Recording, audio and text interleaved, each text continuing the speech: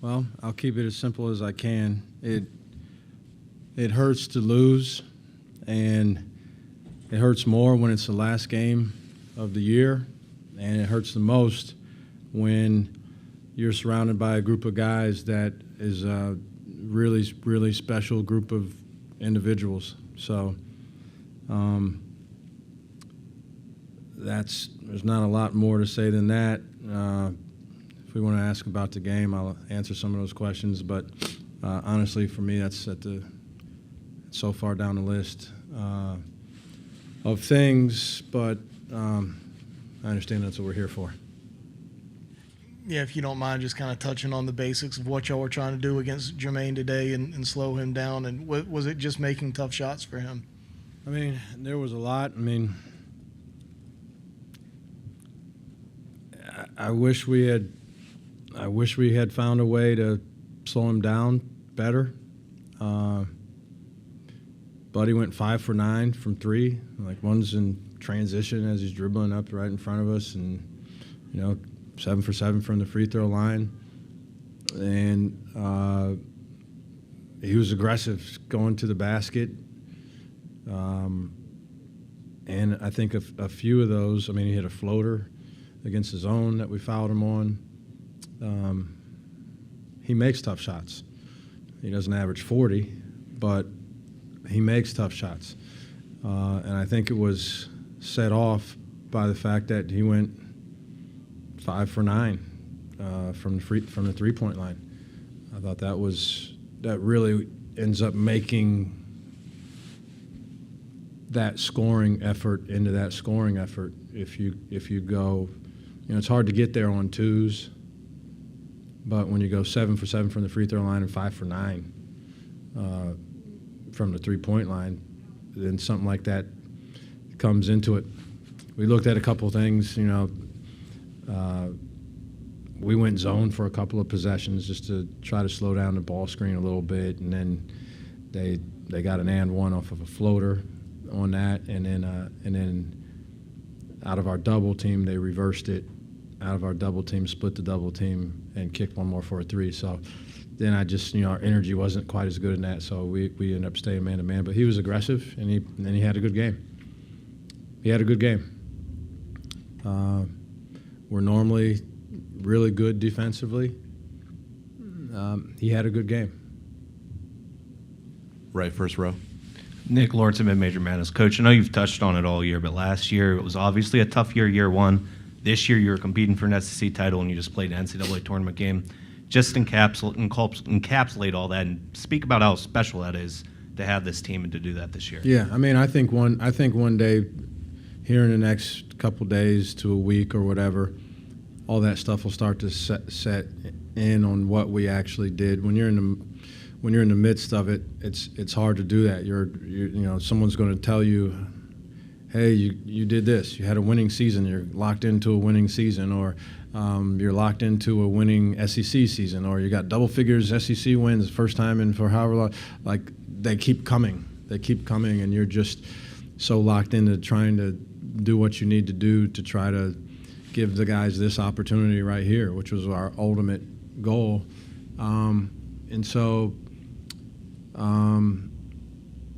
it'll set in here in a couple days probably of what they really did. I didn't do a whole bunch, but they did a lot of things this year. And so that'll set in here over the next couple of days, but it's hard to think about that as much right now when you're really just worried more about your guys and how they're feeling. Questions for Coach? Right here to the right. Alan Cole, GamecockScoop.com. You've obviously been a part of a lot of teams, a couple Final Four teams as an assistant. What made this particular group so unique to coach over the course of a season? I think it all stemmed from, it started with who they are as individuals. There's such a high-quality group of human beings. It would be hard for me to overstate that. That's relative. I've done this a long time. It's such a high. I think it started there, and then I think then it's how they interact with each other. Because you could have great guys, high quality guys that it just it just doesn't translate when it comes to how they mesh together, and it did in an incredible way, and so that really is what made this group able to do what they did on the basketball court.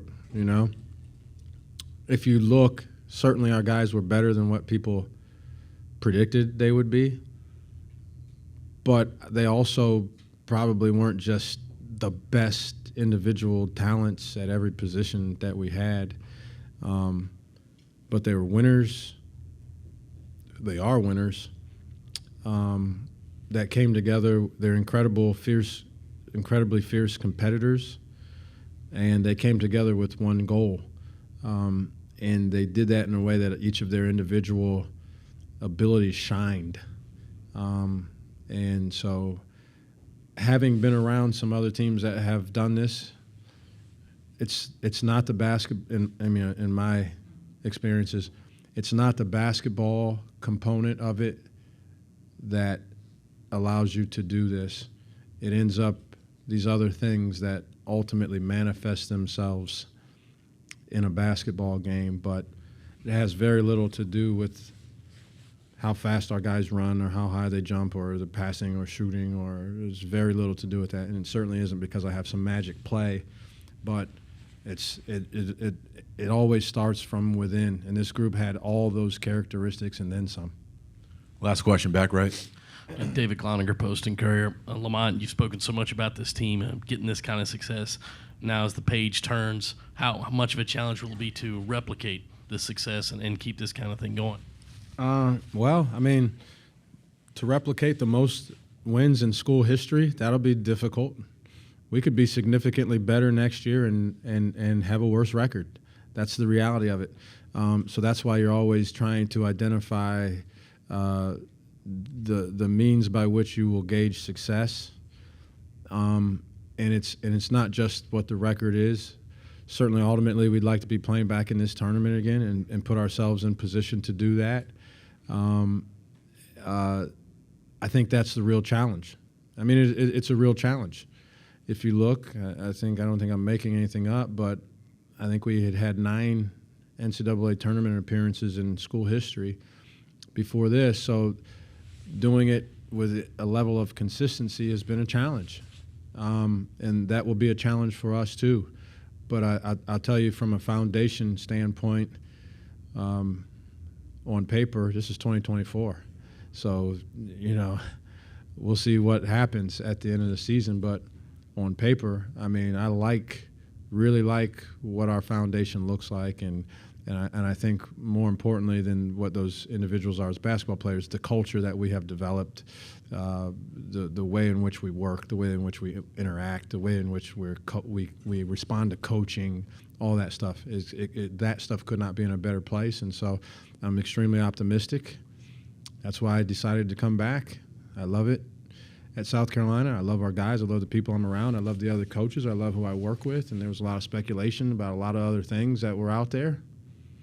And so it's no accident that I ended up right back where I am. And it hopefully displays the level of belief that I have in not only what we're doing as a staff, but just in who we're around every day and what I believe that looks like moving forward.